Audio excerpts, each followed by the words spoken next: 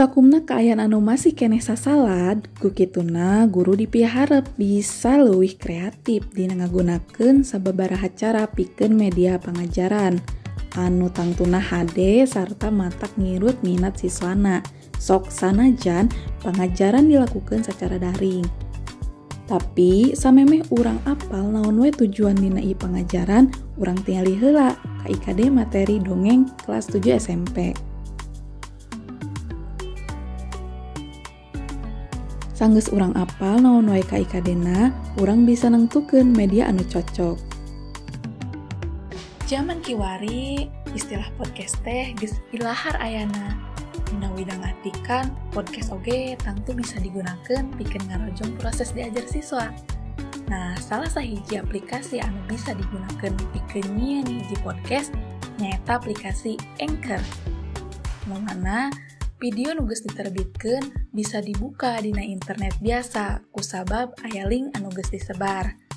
Dina ieu aplikasi miboga sababaraha fitur, misalna wae motong sora sarta fitur sora latar. Tapi dina ieu aplikasi miboga kahengkeran, nyaeta nalika nggunakeun Anchor, kualitas rekaman sora teh gumantung kana koneksi internet. Tah, yuk urang tinggal kumaha cara nyieun podcast dina ieu aplikasi.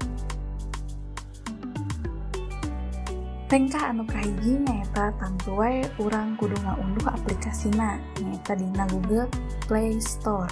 Tuluy sanggeus diunduh, langsung buka wae aplikasina. Lamun can boga akun, urang diperedih pikeun daftar heula, make akun Google atawa akun email. Satuluyna urang pilih kode tambah pikeun milih sababaraha pilihan.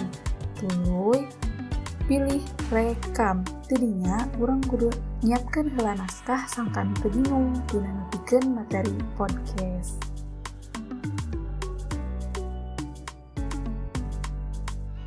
Assalamualaikum warahmatullahi wabarakatuh. Sampurasun, wilujeng tepang dina podcast Basa Sunda. Dina denget ayeuna ibu baris ngadongeng anu jejerna jongrang kalapitung.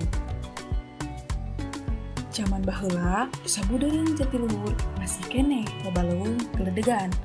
Ari nu ngageugeul di eta hiji tempat teh nyaeta hiji lembut titisan zaman Sangkuriang.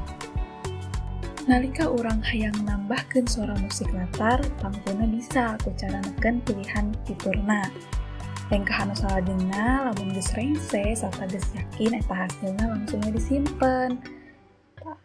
Tuluy urang bisa nentukeun jejer dina eta podcast.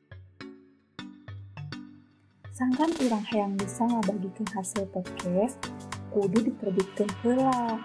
Tengkah kagenep langsung wae pilih terbitkan, tuluy isian heula jejer episode sarta deskripsi episode.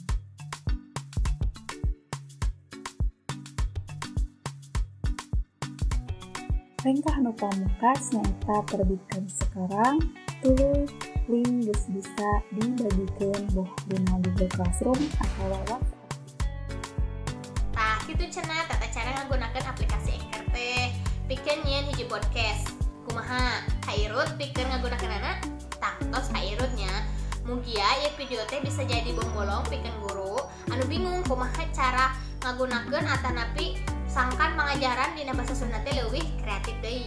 Hatur nuhun ka sadaya pihak anu parantos ilubiyung dina ieu video sarta mugi aya mangpaatna. Boboh sapanon carang sapakan. Wassalamualaikum warahmatullahi wabarakatuh.